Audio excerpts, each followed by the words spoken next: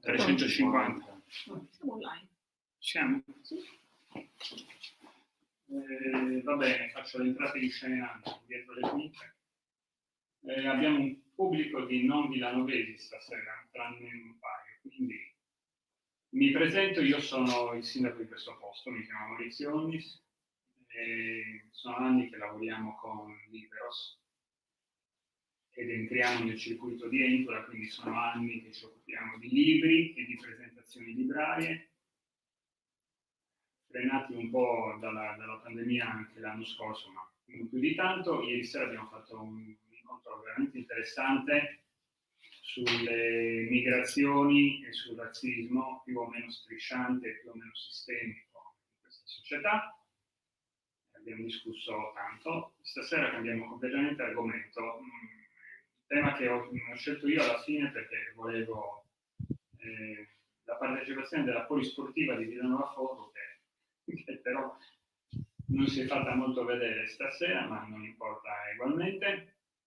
Il libro si intitola Running Sofia, abbiamo qui l'autore e il suo controrelatore. Filosofia della corsa è il sottotitolo, tocca a loro spiegare di che cosa si tratta, ma in paese ci sono veramente tante persone, sia che corrono che camminano, c'è tanta gente anche nei paesi vicini, ma anche qui di sera o di mattina presto si vedono diverse persone andare in giro per le campagne a passo di marcia veloce.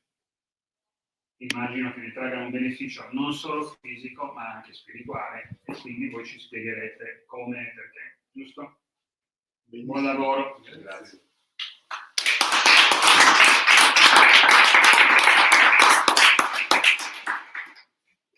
Inizio io, sono il controrelatore. Intanto è un piacere essere qui a parlare di questo argomento che mi piace particolarmente, abbiamo già fatto due chiacchiere con Claudio e mi sento alzo un po' la voce. Il running mi tocca sia privatamente che professionalmente, quindi mi sento veramente felice di poter chiacchierare con Claudio. Un libro che ho letto, due parole su di me giusto per dare il contesto, scusate, non che voglia parlare di me, mi tocca privatamente nel senso che io sono un runner, io l'ho iniziato una decina di anni fa e passa, forse anche di più, quindi ho vissuto tutte quelle dinamiche, quelle emozioni che Claudio nel libro ha raccontato, che sono quelle che io nel mio piccolo, come qualsiasi runner, Claudio conferma sicuramente quando incontro qualche parente, amico, capita di fare due chiacchiere, anche io racconto questi aneddoti, queste sensazioni che secondo me, concordo con te, poi ne parleremo, solo chi fa la corsa prova, anche io ho fatto altri sport, in realtà mi hanno sempre grosse soddisfazioni, ma certe dinamiche secondo me le provate solo naturalmente con la corsa. Anche professionalmente perché da un percorso mio di ricerca informatica ho creato assieme ad altre persone una piattaforma dove offriamo dei servizi legati al running, sintetizzo così, per cui sono coinvolto anche professionalmente.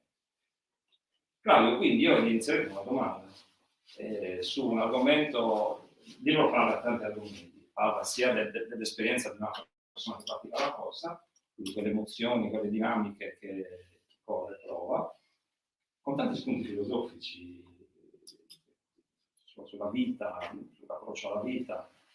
Diciamo, questi spunti potrebbero di per sé ognuno di questi aprire delle parentesi ben lunghe.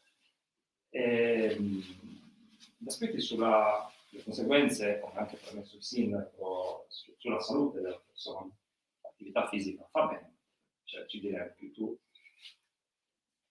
Quindi la domanda, siamo nati per correre? Io inizierei da qui, personalmente mi piace tanto, ma so anche a te che fate capire che ti piace, e uno degli argomenti del libro, che magari potrebbe essere interessante sia per chi corre, per chi non corre. Quindi siamo nati per correre? Allora diciamo subito sì, così vediamo sinteticamente la risposta che poi riprende in maniera più analitica, no? Però prima sono doverosi anche da parte mia i ringraziamenti agli amici ormai fraterni di Liberos, all'amministrazione, chiaramente a voi che siete qui e a Fabrizio che sarà un ottimo sparring partner. Ci siamo già trovati prima e abbiamo detto che quando si lasciano due podisti da soli, i pokeristi si dimenticano del tempo e potrebbero andare avanti sempre. Per Bacco se siamo nati per correre.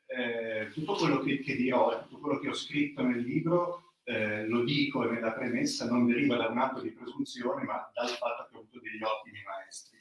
Sulla domanda di Fabrizio c'è un articolo uscito sulla rivista Nature, che ormai è un classicone di questo ambito, mi pare che abbia 17 anni ormai l'articolo, del 2004, che spiega proprio in maniera dettagliata perché da un punto di vista fisico noi siamo nati per correre. Perché, come dico nel libro, era la maniera con la quale noi inseguivamo le nostre prede sino a sfiancarle per poi spapparle.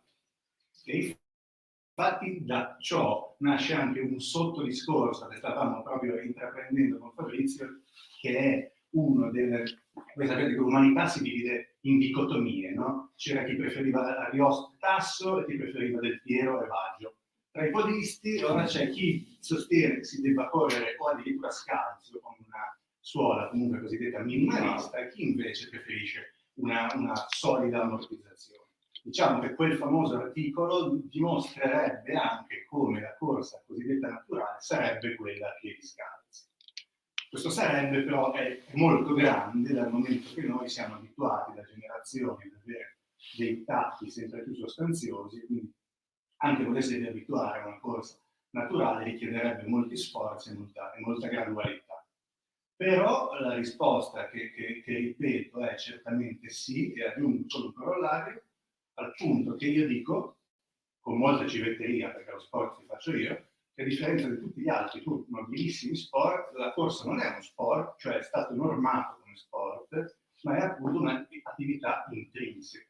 E quindi ha qualcosa, secondo me, di più e di diverso rispetto alle altre discipline sportive.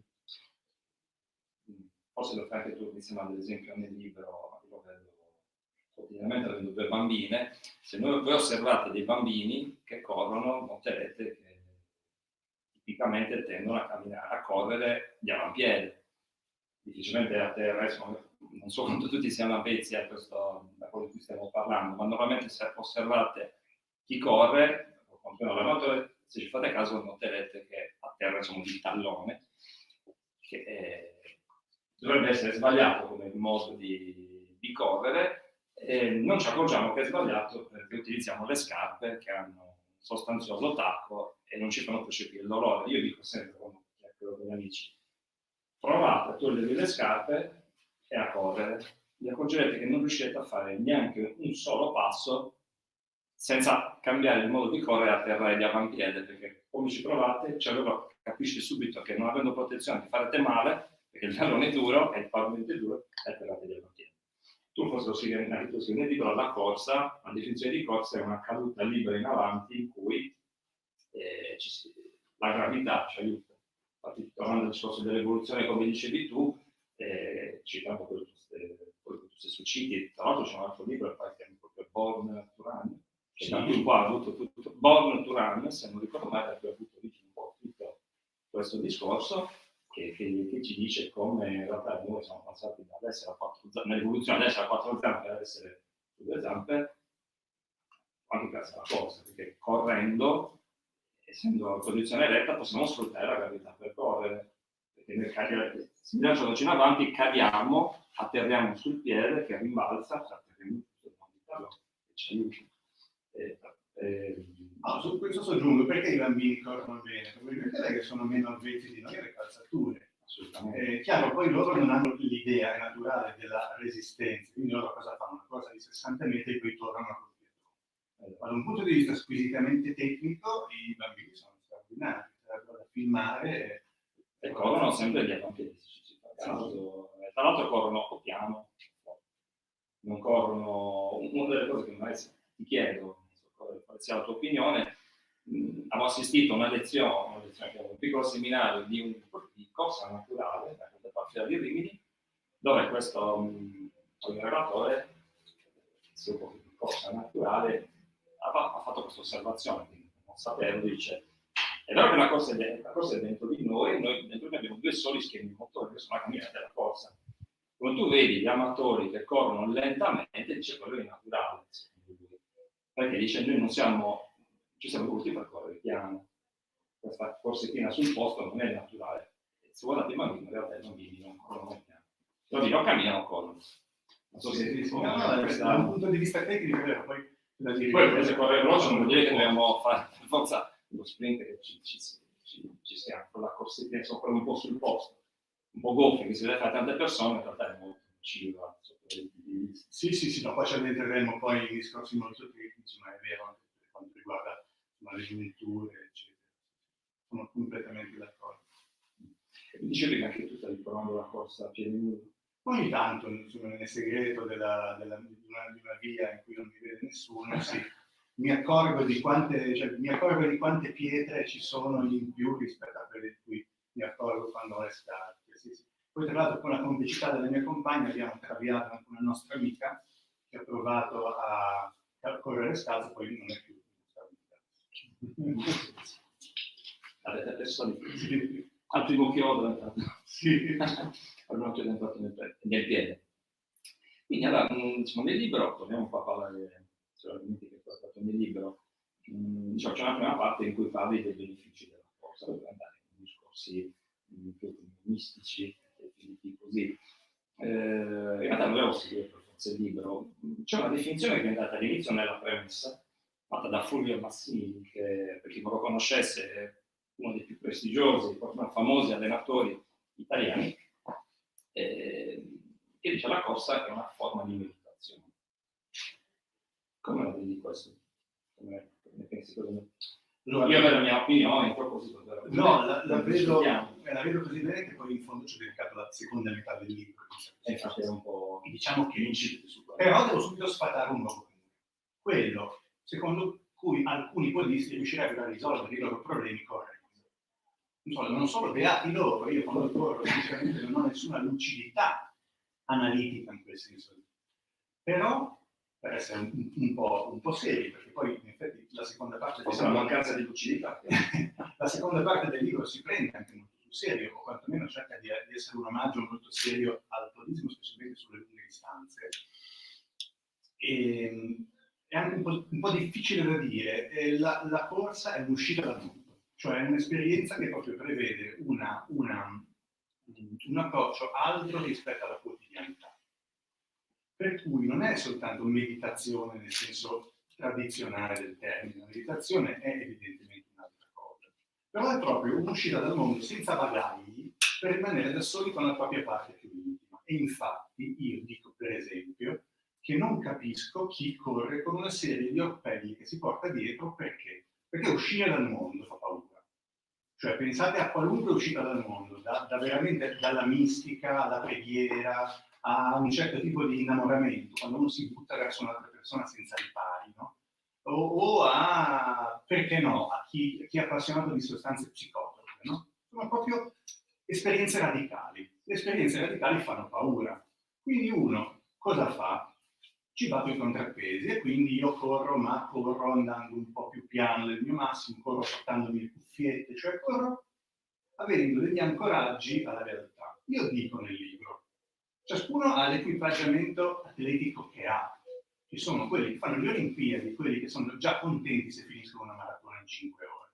Non ci sono classifiche di merito che fanno una persona migliore di un'altra, ma se tutti, a prescindere dalle proprie qualità, sapessimo quanto è prezioso trovare il proprio limite nella corsa, che è veramente una, non dico l'unica, ma una delle poche, secondo me, esperienze radicali che si possono fare nella vita.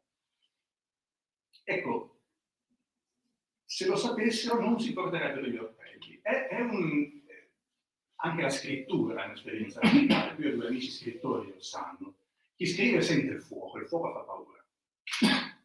Tanti scrittori di oggi, la cosa che mi fa inorridire, scrivono per esempio, qui chiudo la parentesi extra podistica, con un computer dove hanno Facebook, WhatsApp, eccetera. Quello non è scrivere. Cioè, tu stai avendo paura del fuoco. Ed è la stessa cosa che correre con le cuffiette. Finisco prima di scadere nel sermone. Sì, io la vedo in questo modo. Davvero l'ho vissuta, no? Perché poi lo si può raccontare, tu nel libro lo racconti benissimo, certe cose bisogna provarle, sentite raccontare è sempre diverso. Io penso che, allora, come tu hai detto, torniamo un po' all'inizio, la corsa è naturale. Il fatto che sia naturale vuol dire che, questo è un po' quando guidiamo. non è naturale guidare, però siamo talmente abituati che andiamo col pilota automatico. E la nostra mente, se facciamo un viaggio lungo, vaga. Cioè, non siamo concentrati nello schivare macchine perché siamo in città, se facciamo un viaggio lungo del tutto rettilineo, a un certo punto paghiamo con la mente. Secondo me la corsa, c'è questa dinamica che possiamo un po' portare alla corsa. In che senso? Se io faccio un qualsiasi altro sport, sono concentrato su quello sport, perché non è naturale. Per me, gioco a tennis, devo in ogni momento stare attento alla palla, non ho modo di pagare con la mente. Mentre se io sto correndo anche un'ora, o un'ora e mezza, o 2 ore, o più, e non sto facendo lavori particolari per cui devo concentrarmi, magari lavori particolarmente intensi, magari che non devo schivare macchine in mezzo alla strada. Se io sto 2 ore, sostanzialmente queste 2 ore, il movimento è anche ripetitivo, per quello che magari io fai un'associazione con la meditazione. Spesso la meditazione si consta di ritmo, di gesti che sono cadenzati, no? Respiro in un certo modo, ripeto anche la preghiera, il classico rosario religioso è effettivamente qualcosa di ripetitivo, no? E quindi corro, un movimento ripetitivo, non mi devo concentrare sull'atto, la mente vaga, quindi la fatica, una serie di effetti derivanti dallo sforzo, e la mente vaga, e questo vagare, l'esperienza, quello che raccontano tutti, si ha modo di pensare a tante cose, a volte anche di risolvere i problemi, nel senso che magari si è talmente concentrati o sconcentrati che si riesce a avere dei pensieri magari anche se più creativi, perché in quel momento non è una distrazione che non possiamo guardare film, tranne quelli che corricchiano al parco con l'orologio, cioè col cellulare attaccato al polso, magari stanno facendo la foto contemporaneamente, ma uno sta correndo 2 ore e poi non ha tanta voglia di distrarsi con queste cose. Per me è quello un po' la meditazione, cioè il fatto di avere un movimento ripetitivo per lungo tempo, dove la mente ha modo di pagare, cioè di pagare, e aiuta a pensare. Da questo punto di vista ti do perfettamente, cioè, nel senso che il ritmo e la ripetitività è vera, è una forma di trascendenza, e da questo punto di vista siamo vicini alla meditazione. Un'altra cosa affascinante che secondo me conferma, poi ho poche convinzioni ma molto ottuse, che conferma l'idea di un'uscita dal mondo, è un'altra cosa pericolosa della corsa, cioè la capacità di stare da soli con poco, con niente, in una contemporaneità, non faccio il sociologo che non sono, in cui ci bisogna sempre di stimoli, no? Invece se tu devi fare una preparazione per la maratona, devi correre i cosiddetti lunghissimi, ti trovi a correre 34-36 km a un ritmo diciamo più o meno uniforme, è vero, cioè tu cominci, il ritmo che subito ti sembra semplice, poi chiaramente ti sembra sempre più arduo, e l'unica cosa che impegna è quella, tutto il resto è una ripetizione dello stesso gesto. Quello bellissimo, cioè un allenamento alla concentrazione, alla fatica. È il modo di fantasticare, di pensare, di sognare, di sperare di arrivare, di scrivere, di sperare di arrivare, di non farti male. Questi sono gli aspetti più mistici, definisci gli aspetti più mistici.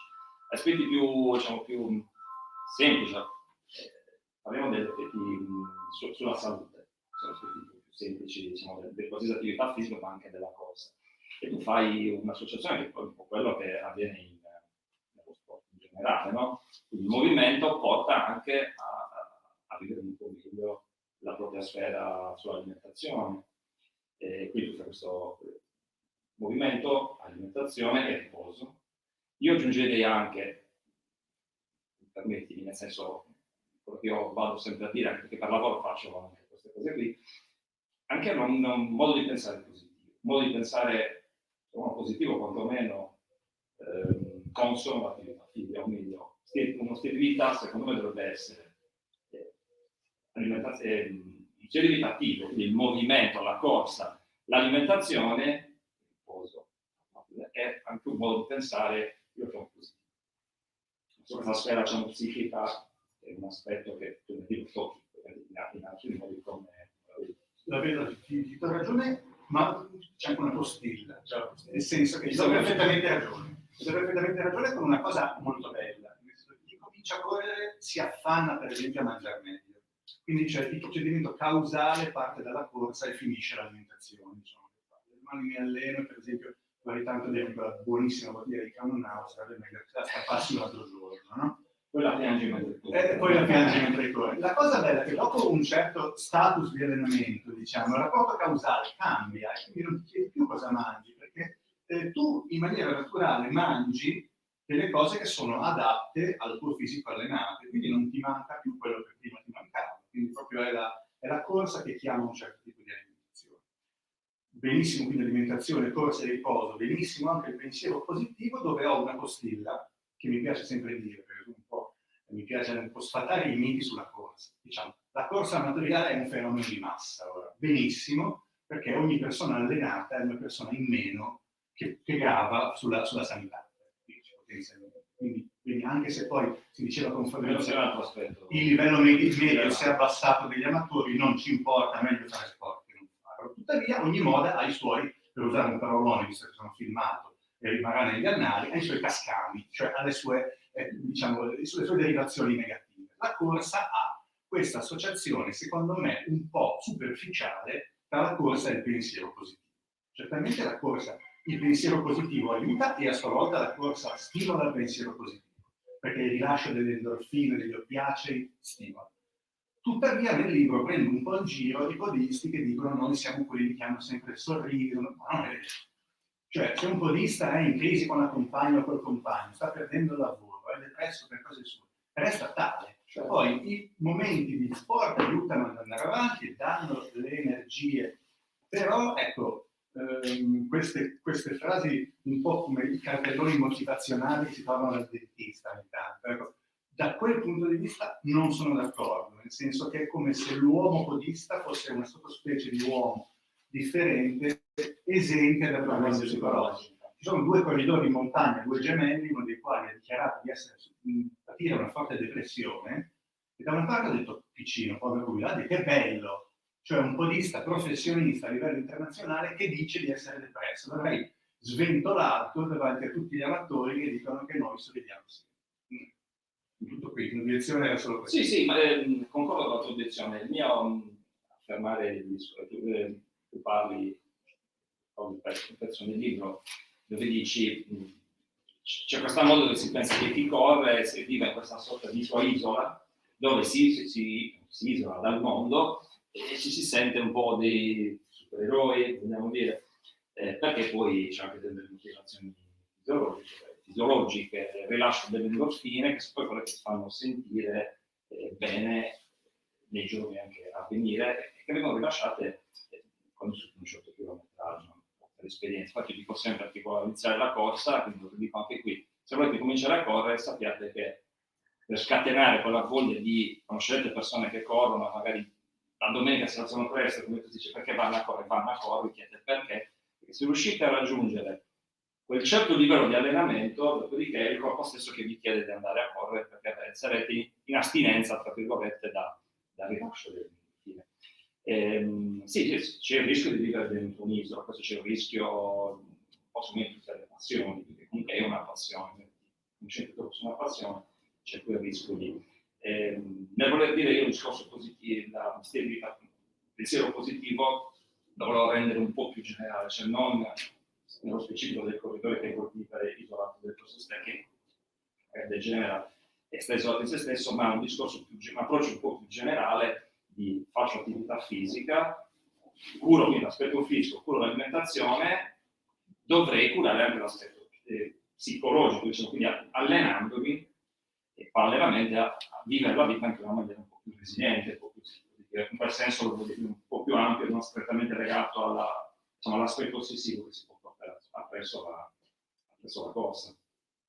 Sì, no, poi sul discorso appunto dell'ossessività e del fatto che torno che tutte le esperienze radicali sono quelle più a forte rischio di dipendenza, assolutamente. Cioè, chi si innamora troppo diventa dipendente dall'altro, chi per esempio i mistici si allontanano dal mondo pratico, e chi corre, io conosco coppie in crisi perché uno dei due, ma amatori di medio basso livello, non olimpionici che avrebbero una giustificazione in qualche modo sportiva, non riuscivano più a organizzare la vita familiare perché c'era soltanto corsa. Situazioni molto al limite. Succede per il lavoro, succede che lavora tanto, poi si lasciano, succede nello sport, nel running, immagino come cose di altro sport. Certo. Quindi fanno un pezzo che cambi molto. Ho trovato già tanti punti del libro. Qualcosa su, che poi nel libro è l'ultima parte che hai scritto, no? Quella che hai scritto durante il lockdown, no? Lockdown. Qualche considerazione su, l'aspetto un po' più filosofico, l'ultima parte, no? Le dinamiche che sono nate durante il lockdown, legate alla corsa, comunque la corsa, hai fatto il parallelismo con la corsa. Sì, no, intanto mi fa piacere che tu lo dici, perché un'altra piccola civetteria, sono anche un po' contento ed emozionato, perché questa è la prima presentazione della seconda vita di Rami Sofia, che ha avuto una seconda edizione, visto che è andato benissimo, siamo tutti contenti, a cui mi hanno chiesto di aggiungere un capitolo post pandemia, che è proprio di 8 da un punto di vista editoriale, parlare della cosa. In realtà è soltanto uno sviluppo di un articolo uscito a più mani su Correre, che è la rivista per antonomasia della corsa in Italia, scritta assieme ad altri amici podisti. E io mi sono domandato questo: tutti ci ricordiamo di come, a parte che girano dei bellissimi memi, no? Tutti erano contro, dove sono tutti quelli che erano contro i podisti l'anno scorso, che ora tutti esaltano Tortu e Jacobs, no? Alle Olimpiadi. E vabbè, si cambia, l'italiano è anche molto capace di cambiare.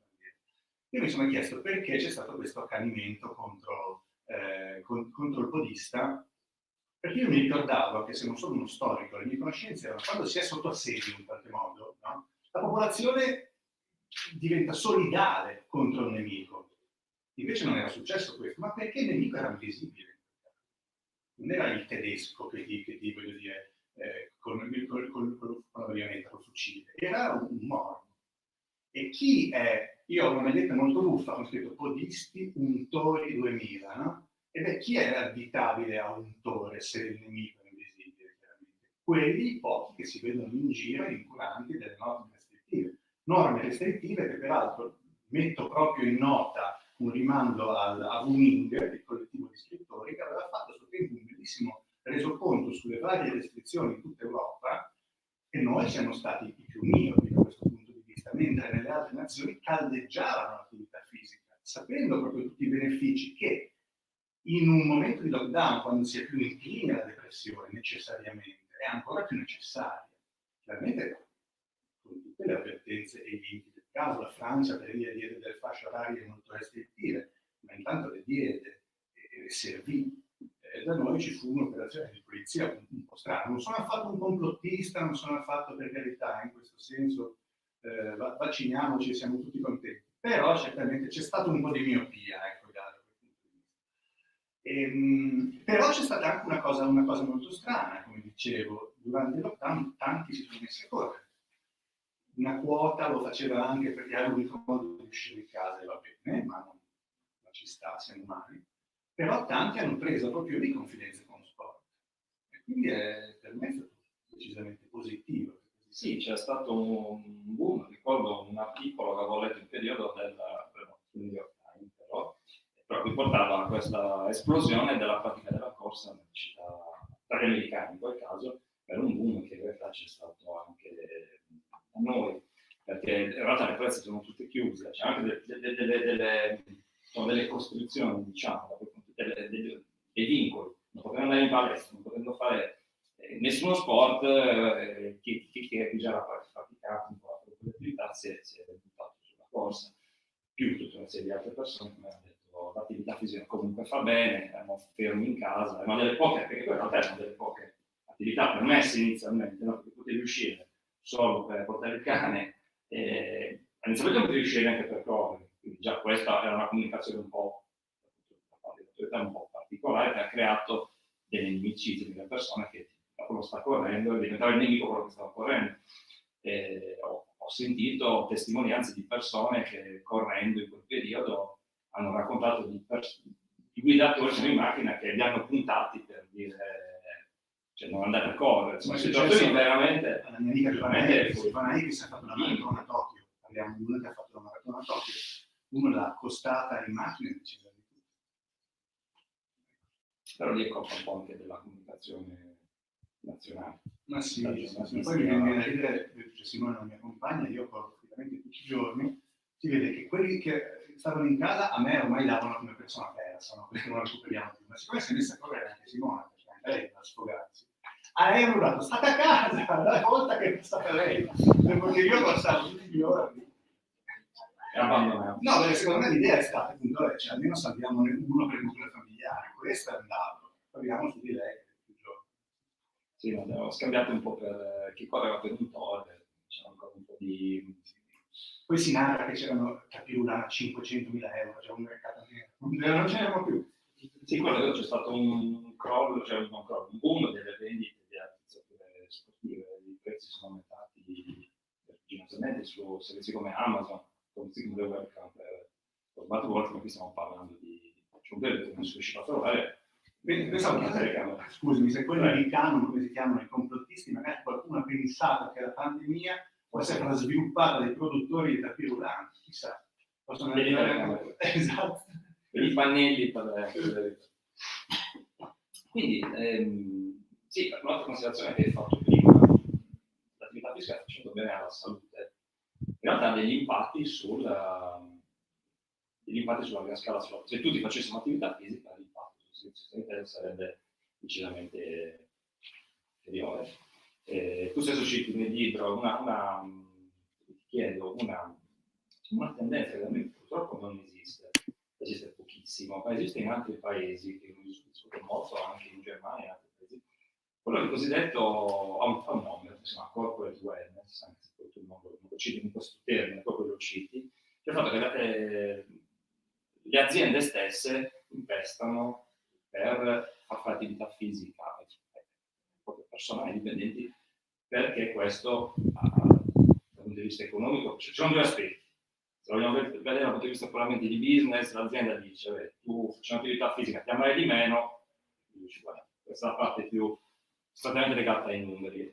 L'altra parte è comunque una persona che sta contribuendo al benessere delle persone, in realtà poi una persona che sta bene con la salute lavora meglio, quindi comunque torniamo sempre al tornaconto dell'azienda, ma al di là del tornaconto dell'azienda è un fenomeno che è importante secondo me per l'impatto che può avere, al di là delle motivazioni che possono spingere l'azienda le aziende in generale a investire nel benessere delle persone, dei propri dipendenti in questo caso, al di là che possono anche avere dei motivi puramente economici, in realtà poi l'impatto che hanno secondo me sarebbe notevole. Questa è una dinamica che in Italia è molto poco per un'esperienza diffusa. Io credo che, non so, di nuovo entro in campi non miei, quindi ci vado un po', come diceva lo scrittore Paolo Bertolani, all'Orvesca.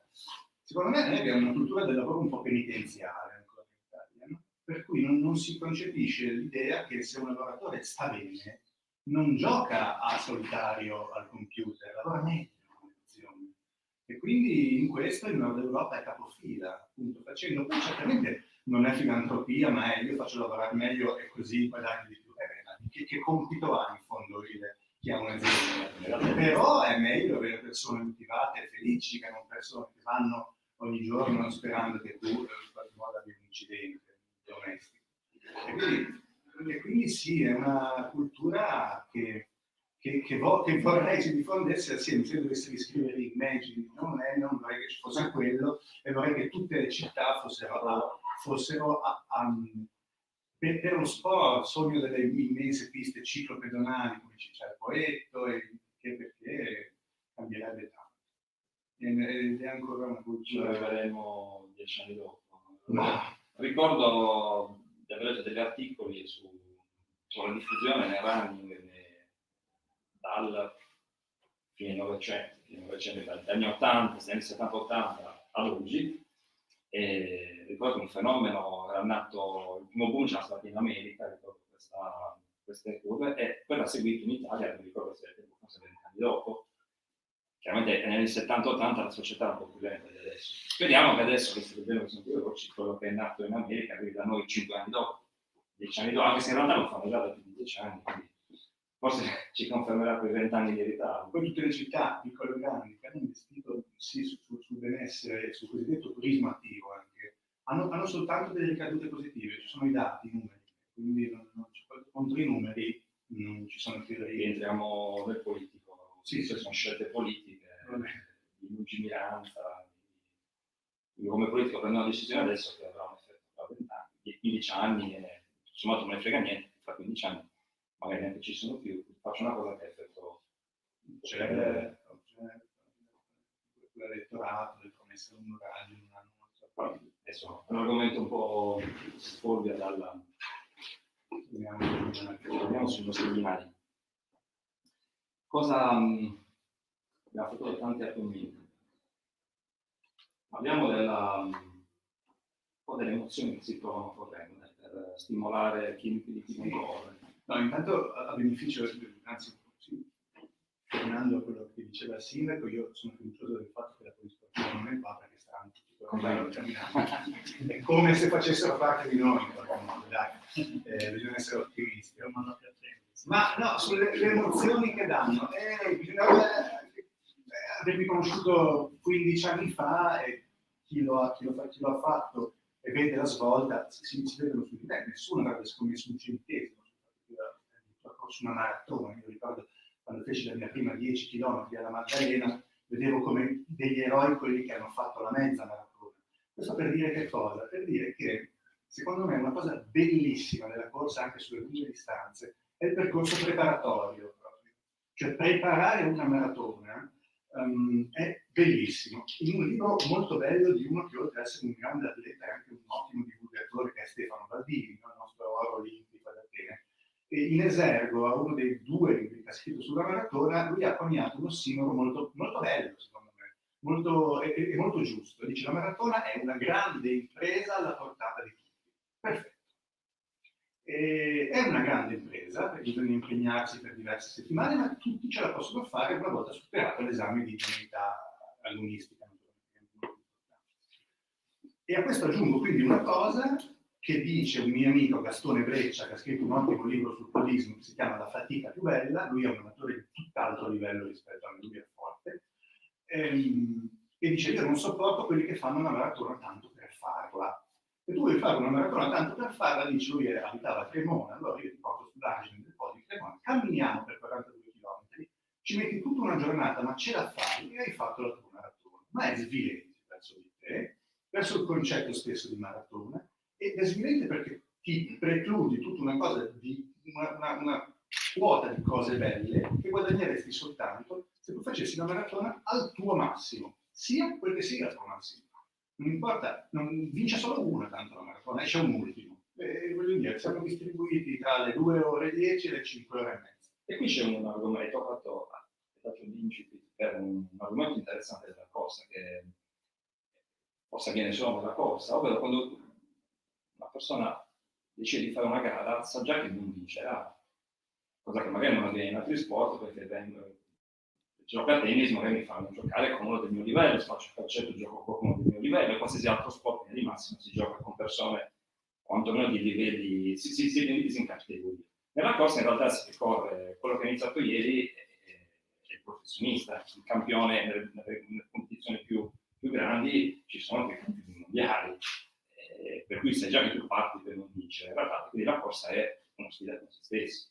Sì, ed è uno sport democratico. Io dico, quale altro sport veramente in partenza mette il campione e il cosiddetto tapascione, ed è una sfida con se stessi.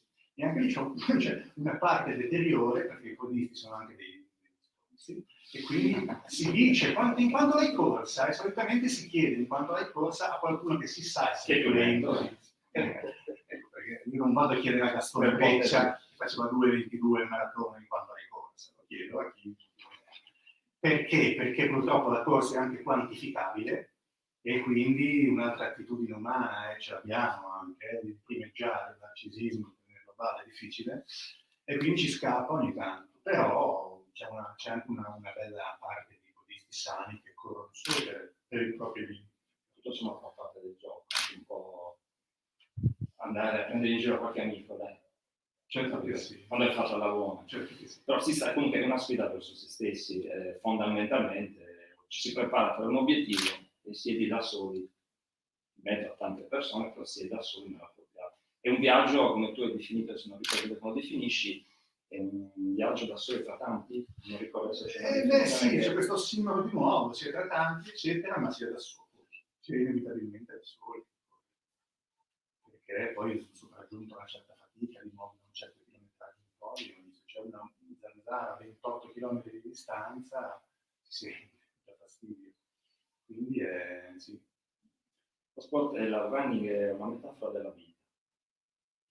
Ma per me sì, per me è anche maestra proprio di tante cose, anche la preparazione, ecco, un'altra cosa bella, che di nuovo contrasta una sete di successi immediati che abbiamo, no? La maratona è una lunga preparazione per un traguardo che non sei affatto sicuro di raggiungere. Parola di chi, la maratona di Brescia, l'ultimo si è fermato al 30° chilometro senza più benzina.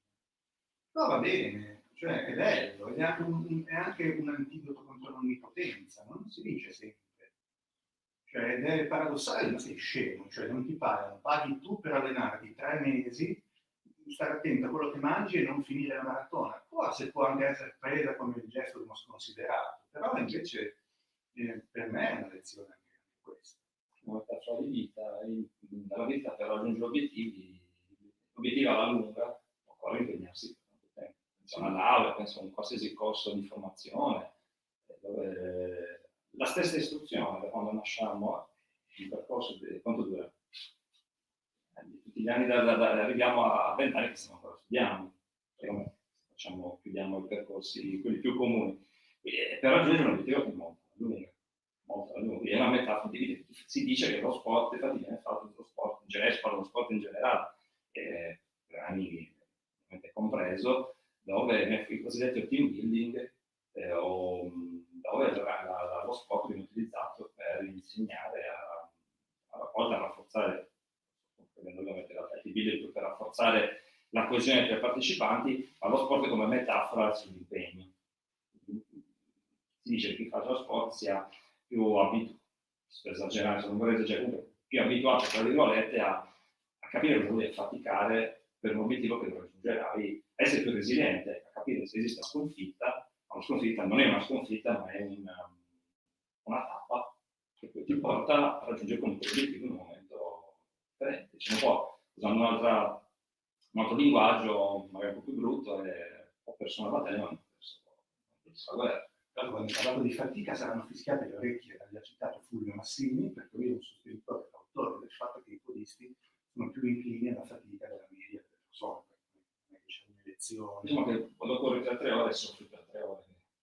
Detto così non corre nessuno, non cominciamo nessuno. Soffri ma sogni, come diceva Mennea. Poi c'è un qualcosa una riflessione che leggendo il libro mi è venuta in mente, ti volevo chiedere, quindi, perché tu parli e mi sembra percepire te. Cioè, da una parte viene detto, dici, e sono d'accordo con te, lo sport il running è naturale, noi siamo nati per correre, no? D'altra parte si parla di fatica, di allenarsi per una maratona, di allenarsi per 3 ore, 4 ore, per fare lavori specifici che sono particolarmente intensi. No? Questo non è naturale da un certo punto di vista. Perché è vero che in natura ci siamo voluti percorrere, magari fra 30 km la facevamo magari di seguito, la facevamo con certi ritmi, magari correvamo qualche chilometro, poi ci fermavamo, dovevamo seguire magari una preda che è scappata, quindi dobbiamo anche dire, sarà lì in fondo, ci arrivo con calma, tra virgolette. Quindi c'è una parte, che vorrei discutere con te, su quello che facciamo pensare che sia proprio la parte più naturale, che è la corsa senza obiettivo, potrei dirti, no? Per quanto di lunga distanza, e quella che invece nel momento in cui partecipi, magari ti alleni una certa struttura, allora è lì che probabilmente io personalmente, non ne potrò chiamerei sport. Quindi la parte naturale dove io corro senza, diciamo, particolare obiettivo o comunque senza qualcosa di ovviamente strutturato, e l'altra è dove invece strutturo un allenamento che appunto lo chiamerei sport e andrei un po' più ad assimilare ad altri sport, nel senso che sto facendo qualcosa di più impegnativo, più strutturato, dove il gesto è naturale quello della corsa, però lo sto parlando con certi limiti. Completamente d'accordo con te. Visto che non so quanti podisti ci siano tra il pubblico, diciamo che non è che tu vai più veloce se corri sempre la stessa distanza, alla stessa velocità. Ci sono dei lavori che ti fanno andare più svelto, nel caso della maratona ti fanno resistere di più alla fatica, e quindi appunto diciamo le ripetute, quindi intervalli di corsa breve, poi intervalli di riposo. Lì non è più natura pura, chiaramente è cultura, se vogliamo, quindi è sport, perché c'è una tabella che gli allenatori fanno, ovviamente. perché c'è il gusto dei propri limiti, i propri limiti si migliorano come, quindi quanto ci metto, come faccio a metterci meno della scorsa maratona a fare la prossima, è strutturando gli allenamenti. Quindi una parte di intervento umano, se uno ha un'ambizione anche minima di migliorare i propri limiti, c'è, e lì d'accordissimo che diventa sport, perché si entra in una serie di norme ineludibili per potersi migliorare.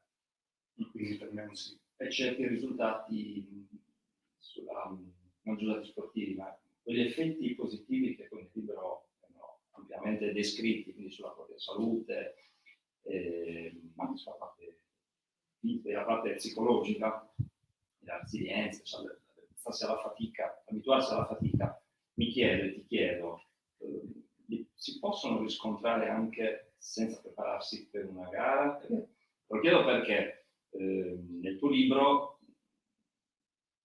c'è una certa, io percepisco una tua, non dico un'affermazione, tu dici, preparandosi per certe distanze, con quella che abbiamo definito adesso sport, hai certi tipi di benefici. Quasi come a dire, non l'hai detto, quindi è una domanda che ti sto facendo, non lo dire che l'hai detto. Se lo faccio diversamente, quindi faccio la corsa, sarebbe un po' quello che tu definisci forse corro giusto per correre, magari lo percepisci un po' più negativamente.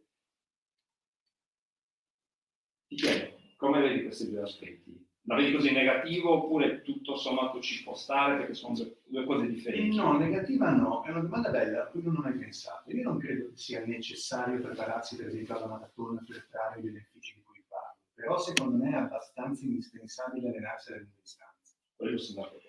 Che si fa però attraverso, a quel punto come si fa? Si fa attraverso una serie di lavori specifici, come si chiamano, che poi se anche uno non si prepara per una maratona, si sta preparando senza farlo ufficialmente. Perché poi il punto quanto spinge magari è differente. Quello sì, però secondo me la discriminante, almeno che ho provato io, è quella della lunga distanza. Quello sono d'accordo. Senza le lunghe distanze non percepisci quelle sensazioni che abbiamo detto. Secondo me non ci si avvicina a quel fuoco di cui si parlava prima. Proprio il limite che... Sì, io penso che sia solo superato un certo chilometraggio, che poi la produzione di endorfine, parlare di cose puramente fisiche, tangibili, nesso causale. Corro tanto, corro e produco endorfine, più corro più ne produco, adesso non sono esperto della materia, ma presumo che ci sia una proporzionalità. Sicuramente c'è una proporzionalità, non so di che misura. Per mia esperienza ricordo che se sto sotto un certo chilometraggio, sensazioni che ho sono differenti rispetto a quando ne faccio di più. È quello che poi porta anche molto gli amatori sbagliando a voler correre sempre di più. Secondo me diventa un po', percepisci questo, quindi corri sempre di più senza riposarti. E poi riposarti non è solo vado a dormire, cioè riposarti è dormo adeguatamente, ma è anche do tempo anche a qualcosa di recuperare. Quindi se oggi ho corso magari domani non mi ricordo. Io ho parlato, sembra in contraddizione quello che hai detto tu, ma non lo hai detto in tutti i giorni. Tutti i giorni in un certo modo, quindi ci sta perché comunque fa riposare il corpo perché l'allenamento è strutturato in un certo modo e poi è allenato, quindi può permettersi di... Però penso che mi alleno tutti i giorni, se l'ho detto... ho capito male io, vado a correre tutti i giorni, quasi tutti i giorni. No, poi lì di riposo è allenante, assolutamente. Sì. Ma poi c'è una cosa anche in più, ora non so se... Vabbè, c'è una cosa in più oltre alle endorfine, è vero, è che proprio superato un certo chilometraggio si entra, e lì io ho cercato di dire una cosa che è difficile restituire a parole, perché se devo dire qualcosa di non ordinario usando le parole che sono una moneta ordinaria, c'è una contraddizione. Si entra in uno stato veramente, che dico nel libro, contraddice il principio di non contraddizione, scusate, in cui una cosa o è o non è, perché anche i sensi, a me, quando sono al 35esimo chilometro, mi sembrano intorpiditi, ma mi sembrano allo stesso tempo acutissimi. Ricordate quando Dante, vogliamo un po' alto, spiega la Trinità che dice sono tre cerchi in cui uno contiene gli altri due, ma è contenuto. Non è logico, perché sfida il principio di non contraddizione. Scusate il paragone di Ribéry, però non è diversa la cosa. Cioè, tu ti senti completamente deprivato delle stesse energie di cui sei pieno.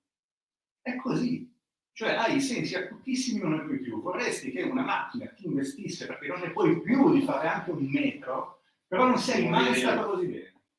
E questo queste sono cose che io non ho mai provato in altri momenti della vita. Sono d'accordo, un po' quello che dicevo anche all'inizio, provando altri sport, non è che ho provato tutti gli sport, cioè 2 sport differenti, mi hanno dato e mi danno delle sensazioni positive, ma quella sensazione permanente, permanente per noi per qualche giorno, che rimane quando corro, non l'ho provata sinceramente in altri sport che ho provato.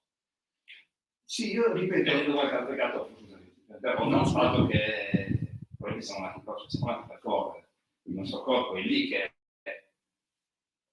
per una parentesi lunga, tornando al discorso, quegli articoli che citate all'inizio, il nostro corpo, noi siamo evoluti per correre, l'evoluzione ci ha portato a farci correre sempre di più e per premiarci c'era un vantaggio evolutivo nel correre di più perché inizialmente magari correvamo poco e la preda ci scappava, poco a poco quelli che correvano di più riuscivano ad arrivare alla preda ed è la specie che si è andata avanti, l'evoluzione un po' funziona così. Quindi per premiarci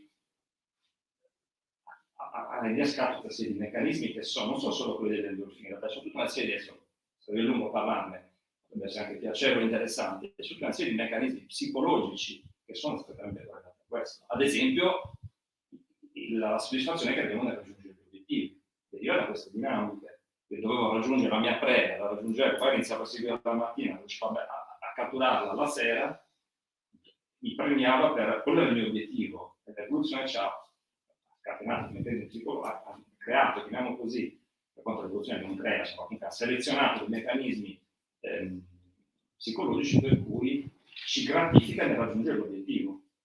Raggiungere un obiettivo per quanto semplice, grazie a anche spuntare qualcosa fatto, ci scatena quei meccanismi, che derivano da quel meccanismo evolutivo lì. Veramente c'è una stretta correlazione, si dice anche, avevo letto di questi rischi che si è proprio citati da te, che in questo processo evolutivo che è legato alla corsa abbiamo anche imparato a immaginare dove la preda sarebbe andata.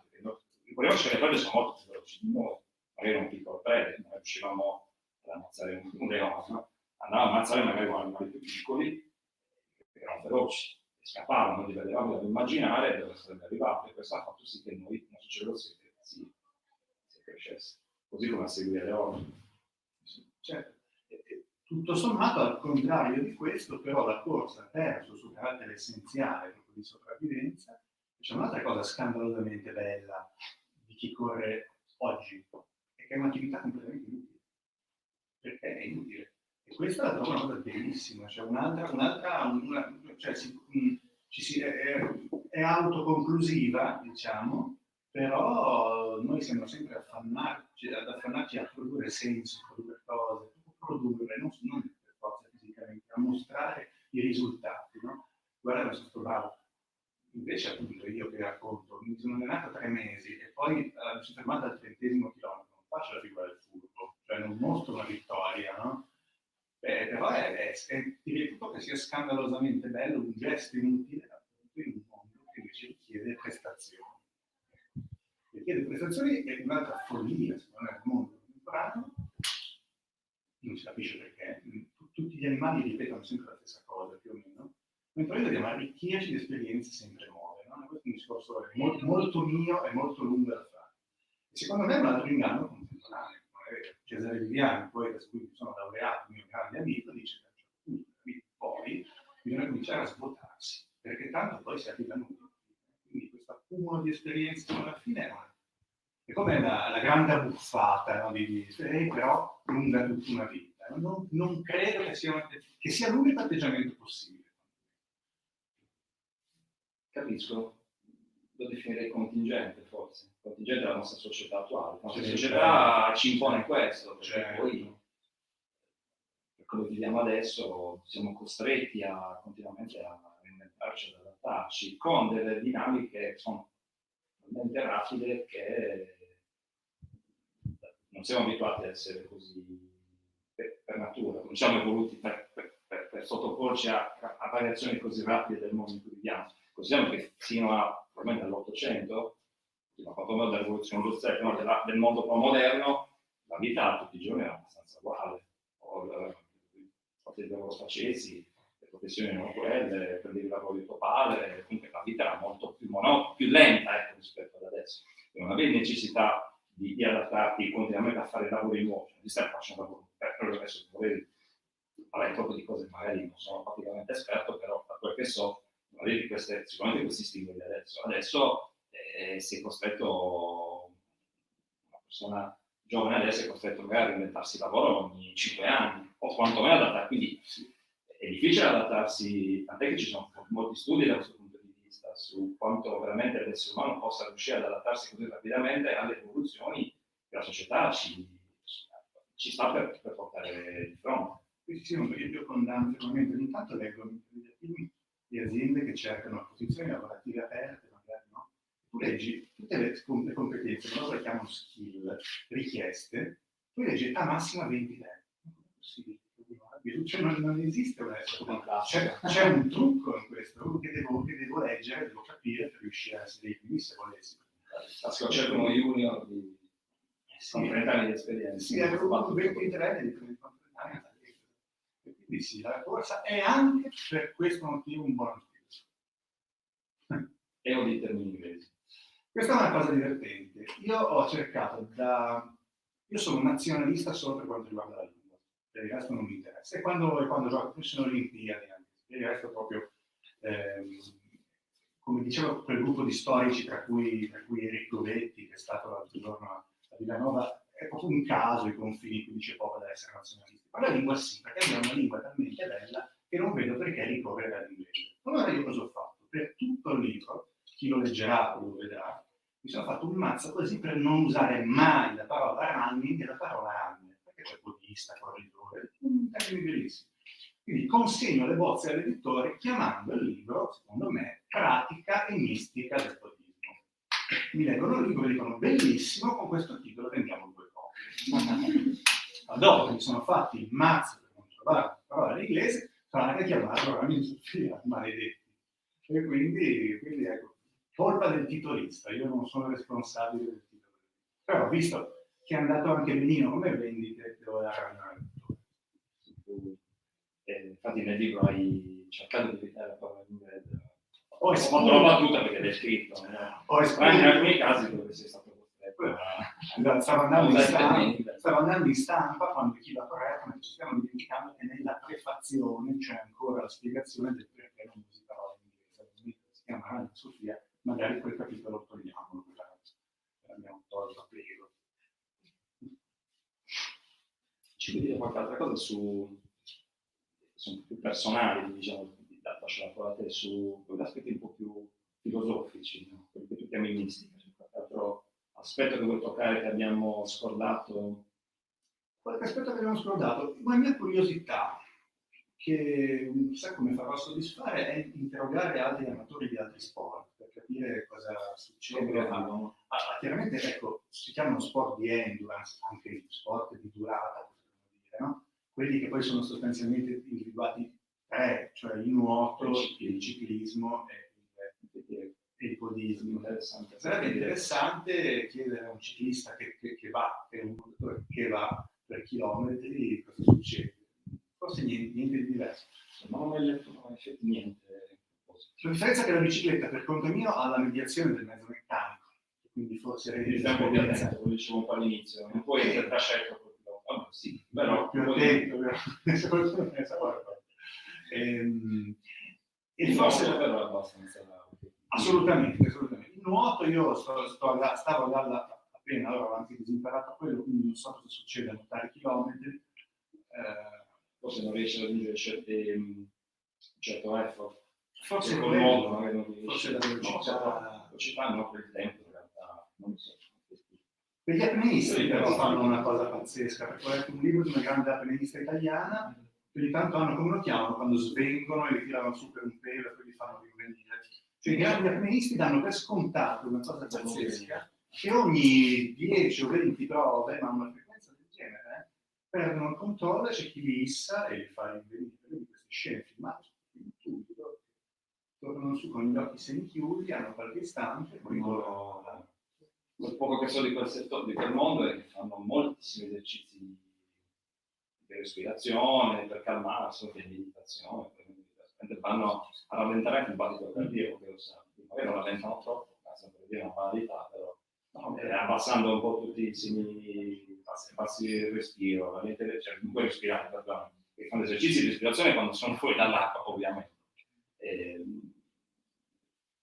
Questo fanno esercizi per calmare molto la mente, per entrare in uno stato molto di pace, di tranquillità, dove consumi poco ossigeno, quindi devi consumare il meno ossigeno possibile. Se sei agitato, necessariamente di più. Sì, può essere effettivamente quello. Dovremmo intervistare qualche ciclista e un fattore che mi incuriosisce anche a me conoscere queste dinamiche di endorfine, proprio questo modo di, quello che abbiamo detto, effettivamente anche da altri sport. Per quanto non abbiamo mai letto. Perché poi tanti palleggiami per niente, che non so, il ping pong, ritiro tutte le copie del libro dalle librerie d'Italia. In chiusura sarei curioso, se sei d'accordo, che le danze del tribù, se qualcuno avesse cosa da chiedere.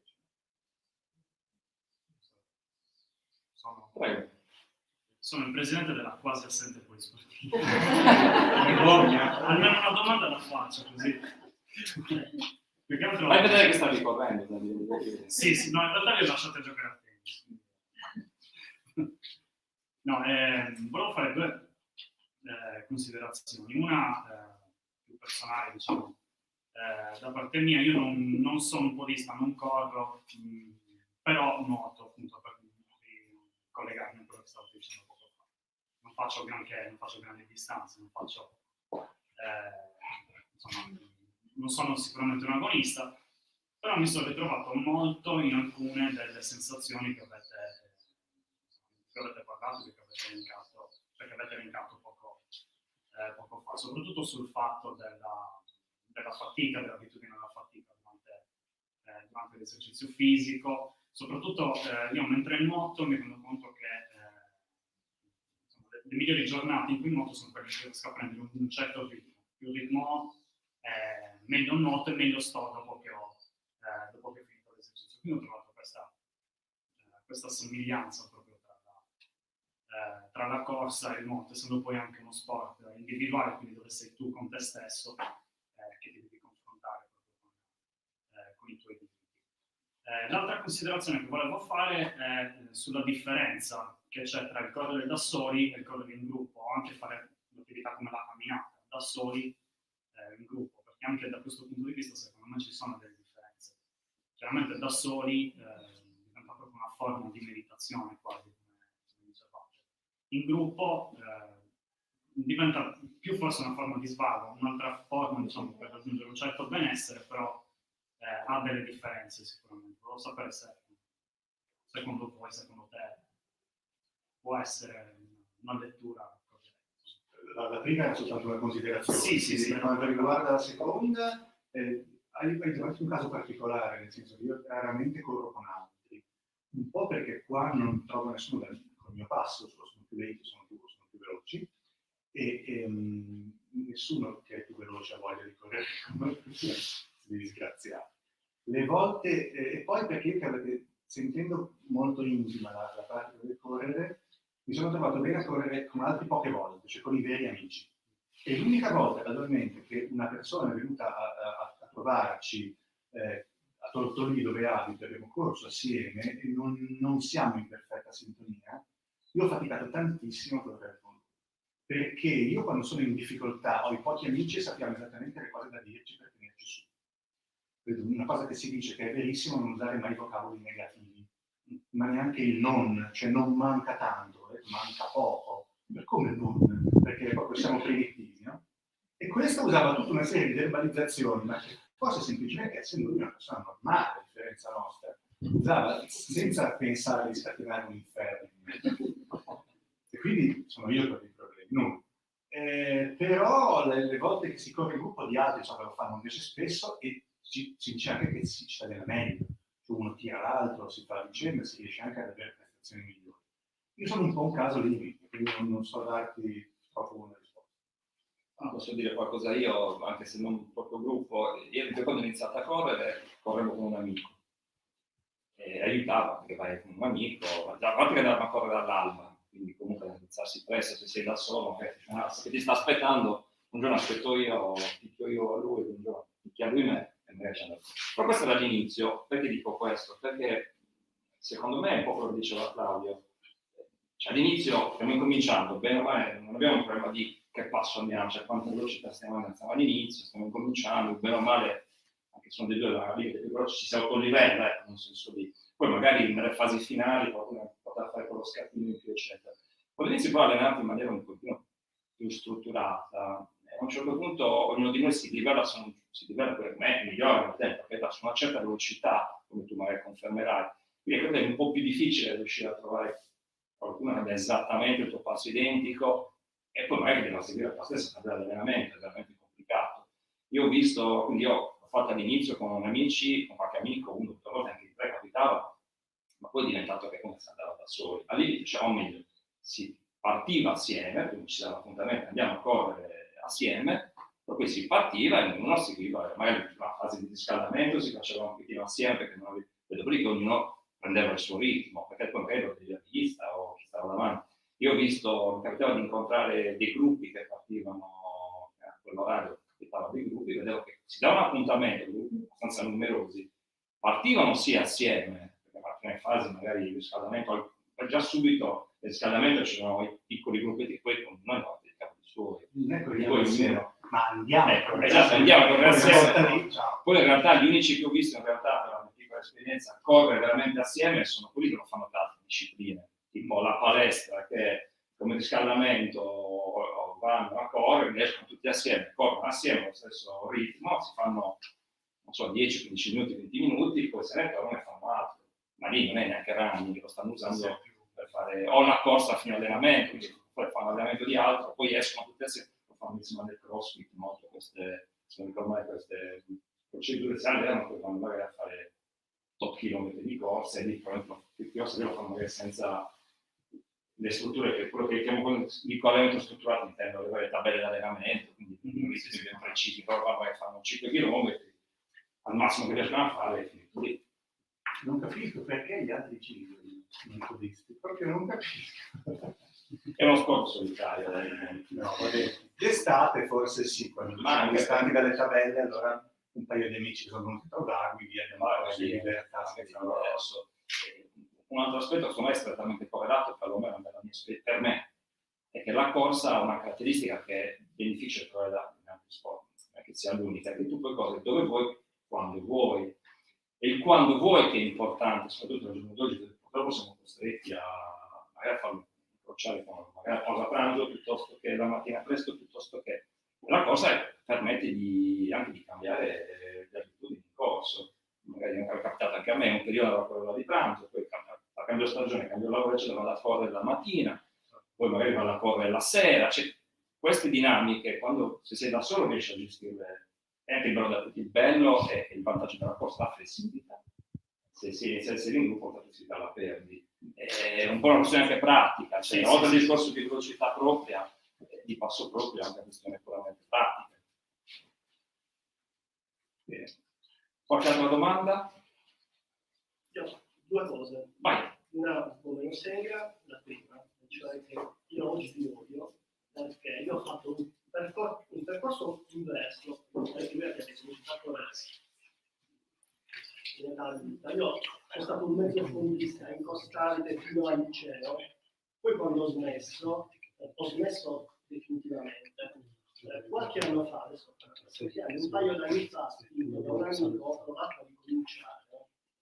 Ho un collega che dice occhio che guarda che chi fa sport si ammala, mi diceva, prendendo un giro.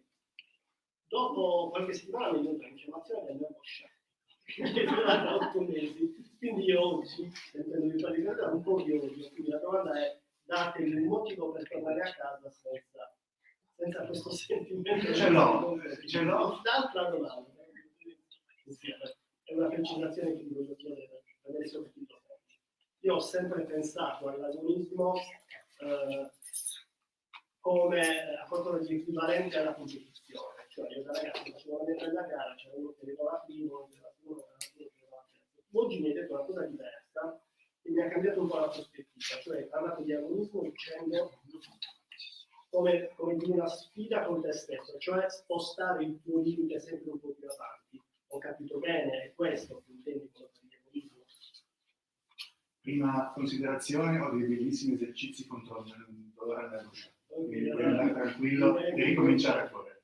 Seconda considerazione, da un punto di vista del dizionario, l'agonismo è quello che dici, rimane quello, non c'è dubbio.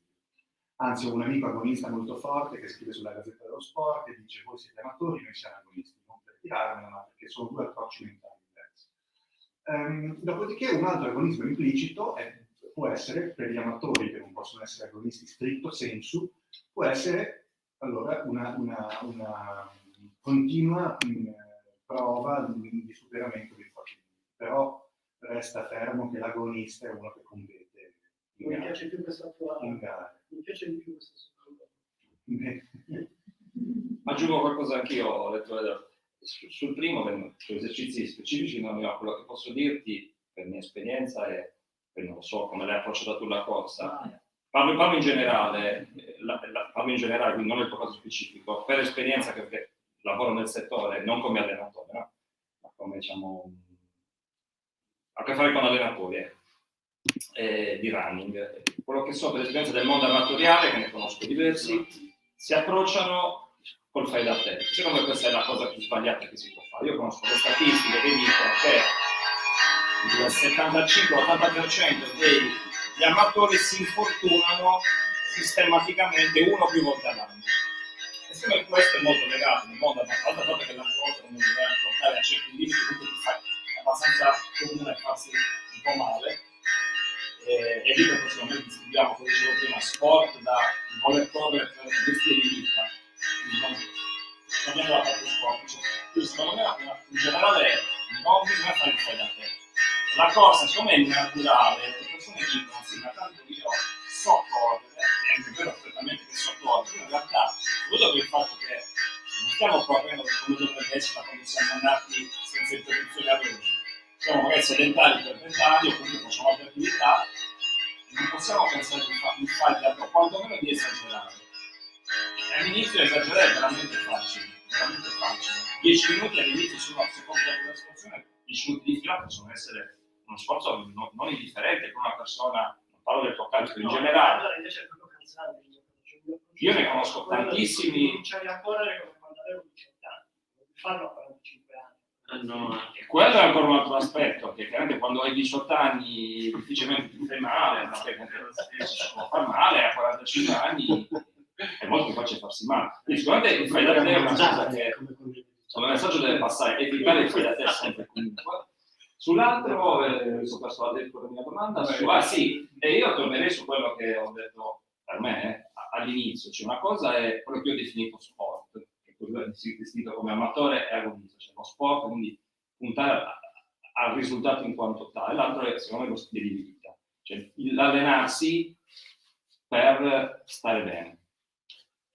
E poi lì è una sfida comunque con se stessi, quindi lo stimolo è che poi viene, comunque anche se vuoi farlo per stile di vita, io per esperienza del settore, perché proprio faremo servizi nel settore del running, per cui ho a che fare con tanti runner amatoriali e ti posso dire che lo stimolo principale è la sfida con se stessi. Cioè, questo è comunque, non possiamo alla fine, posso dire tutto quello che vogliamo, stile di vita o meno, però la running è sostanzialmente una sfida con se stessi, a un certo punto il cronometro si guarda e si dice ok, io ho corso 10 km in 45 minuti e voglio arrivare a farlo in 43, poi 42. Poi a un certo punto questa dinamica può anche, secondo me è personale, potresti anche togliere dall'equazione e correre solo per stare bene, è un po' personale. In coda, proprio per noi chiudiamo. Sì, no, perché mi sa che... L'ultima cosa per chiudere con una battuta, appunto, il discorso del cronometro e del correre non più da giovanissimi, perché poi abbiamo figli della stessa età. Molto divertente quando un amatore over 40 o 50 o anche over 60 ti dice io non capisco perché ho fatto lo stesso allenamento dello scorso anno, ma stavo proprio anche meglio, eppure sono andato più lento, e tira fuori tutta la gamma di possibilità, tranne il fatto che sta invecchiando. No? E questa è una cosa allucinante. Tutti gli altri, c'è un tacito accordo, sembrava un branco di scappati dall'istituto psichiatrico, per cui nessuno dice beh, invecchio, tutti quanti, non è che non hai il minestrone mangiato 3 settimane fa, oppure quella mail sgarbata della suocera, no? Quindi questa è un'altra. in questo siamo tutti, perché siccome invecchiamo tutti, siamo tutti solidali, siamo perfidi nel cronometro, ed è, no, visto che la consunzione chiama tutti siamo degli, sì, proprio degli insabbiatori seriali. Va bene, direi che ci siamo, quindi chiudiamo. Grazie. Grazie a tutti.